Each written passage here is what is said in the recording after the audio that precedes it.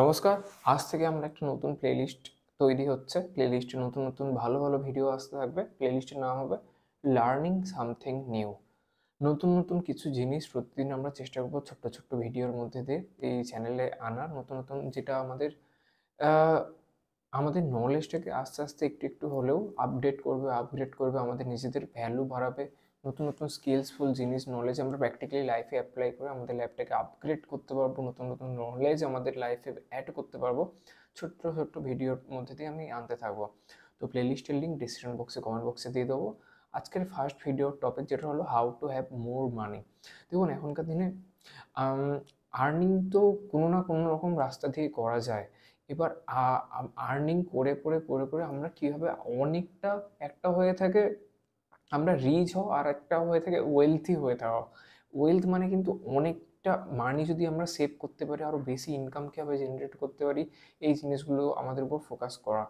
তো আমার বয়স হিসেবে হয়তো এই জিনিসগুলো একটু বড় বড় লেভেলের কথা বলছি, কিন্তু নতুন নতুন শুধু এই জিনিস না, আরও নতুন নতুন বিভিন্ন রকমের টপিক আমি প্রতিদিন আনবো। যে নলেজগুলো আমি পাই আশেপাশের জায়গা থেকে মোটামুটি একটু শর্ট আউট করে যে নোটস টোটস বানাই, সেগুলো থেকে মোটামুটি আপনাদের সাথে শেয়ার করবো। এখন বেশি মানি হওয়ার জন্য কিন্তু দুটো জিনিস এর উপর আমাদের ফোকাস করতে হবে। ফার্স্ট হচ্ছে ইনক্রিজ ইনকাম আর ডিক্রিজ এক্সপেন্সেস। আমাদের ইনকামের সোর্সটাকে, ক্যাশ ফ্লো আমাদের যেখান থেকে আর্ন করি, সেই ইনকামের সোর্সটাকে আমাদের বাড়াতে হবে। আর যেখানে আমরা খরচা করি, খরচার জায়গাটাকে আমাদের আস্তে আস্তে দেখতে হবে কোথায় কোথায় আননেসেসারি এক্সপেন্সেস জিনিসটাকে কম করাতে হবে, কোথায় কোথায় কম করা যায় আননেসেসারি এক্সপেন্সেস। ঠিক আছে, ফার্স্ট আমরা ফোকাস করবো ইনক্রিজ ইনকাম। কোন কোন জায়গায়? সেকেন্ড জব আমাদের খুঁজতে হবে। ফার্স্ট কিন্তু আমাদের পার্মানেন্ট একটা ভালো একটা ফিক্সড জবের কথা আমাদের ভাবতে হবে। ঠিক আছে? যেটা মোটামুটি একটা বেসিক একটা জবের কথা ভাবতে হবে। তার সাথে সাথে আমাদের second option, third option, fourth option মোটামুটি রিলেটেবল বা ডিফারেন্ট টাইপস অফ আমাদের বিভিন্ন ওয়ার্কস ফিল্ডের সাথে আমাদের থাকতে হবে, এনগেজ থাকতে হবে। এই জিনিসটার কথা বলছে সাইড হাসেল, মানে সাইডের কিছু আমাদের ইনকামের স্ট্রিম জেনারেট করতে হবে। 9 to 5 জবের পরেও আমাদের আলাদা, নিজেদের আলাদা ওই টাইমে কিছু করতে হবে, নিজেদের ইনকামের সোর্স আরও বাড়াতে হবে। এই জিনিসটার কথা হচ্ছে বেটার পেইং জব, আগের থেকে নতুন আরও কোনো জব খুঁজতে হবে যেটা আরও বেশি পে স্কেল আমাদের দেবে। দেন ইনভেস্ট ইন স্টকস এমন একটা জিনিস, দেখুন আপনার জন্য অন্য কোনো একটা কোম্পানি হোক, অন্য কোনো কিছু হোক, আস্তে আস্তে গ্রো করবে। স্টকস ইনভেস্ট করা কিন্তু যা তা ব্যাপার না, তার জন্য কিন্তু অনেক দিনের রিসার্চ দরকার, অনেক দিনের অ্যানালাইসিস দরকার, পাস্ট রিপোর্টস পড়া উচিত, অনেক রকম ব্যাপার আছে।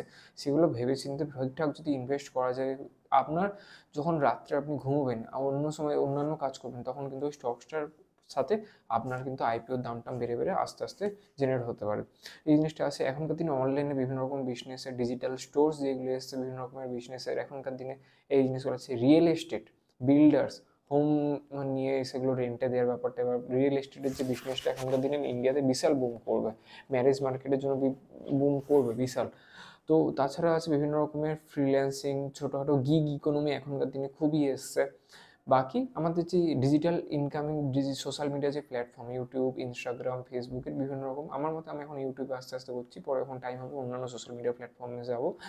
তো ইনক্রিজ আমাদের করতে হবে বিভিন্ন রকম source, 7 to 8 types of various different types of জবসের সাথে আমাদের যুক্ত থাকতে হবে, কাজের ফিল্ডের সাথে, কিন্তু রিলেটেবল থাকবে যেগুলো। ঠিক আছে? আর ডিক্রিজ এক্সপেন্সেস কী হবে? Spend less. মেনলি আমরা যারা এখন, আমার মতে একটা সাইকোলজি আছে, আইফোন আর স্যামসাংয়ের মধ্যে দিয়ে আমাদের মধ্যে মাথায় রাখা উচিত, ফোনটা যখন কিনো তখন ফাংশনালিটির উপর যাওয়া উচিত।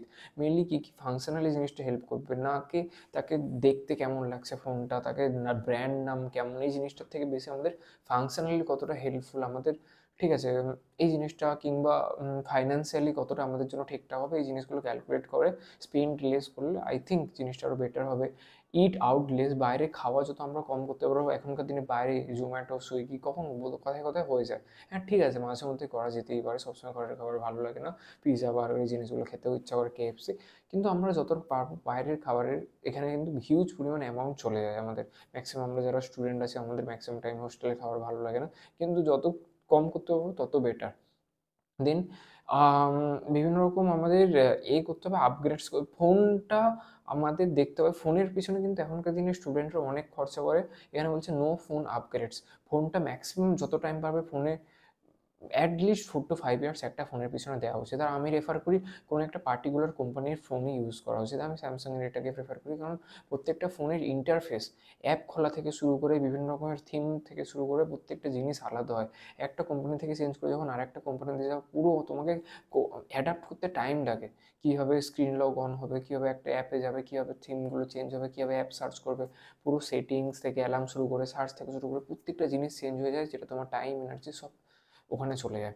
তো কোনো একটা পার্টিকুলার কোম্পানির প্রতি অ্যাটাচ থাকা, আর সেই কোম্পানির মোটামুটি একটা ঠিকঠাক মিড রেঞ্জ লেভেলের একটা ফোন নিয়ে নেওয়া, আমার মতে এখনকার দিনে এই জিনিসটা বেস্ট। আর 4 to 5 ইয়ার্স অ্যাটলিস্ট একটা ফোনের পিছনে দিলে আমরা আরও নতুন নতুন ফাংশন জানতে পারি। ফোনের অনেক কিছুই আমাদের কাজের জিনিস, যেটা আমরা জানতে পারি না, টাইমার থেকে শুরু করে হোক, রিসিটেবল থেকে শুরু হোক, টাস্ক থেকে শুরু করে হোক, নোটস থেকে শুরু করে হোক, অ্যালার্ম থেকে শুরু করে হোক, অনেক জিনিস আছে যেটা আমরা ইউজ করার আগেই নতুন একটা ফোন নিয়ে নিই, মার্কেটে এসছে।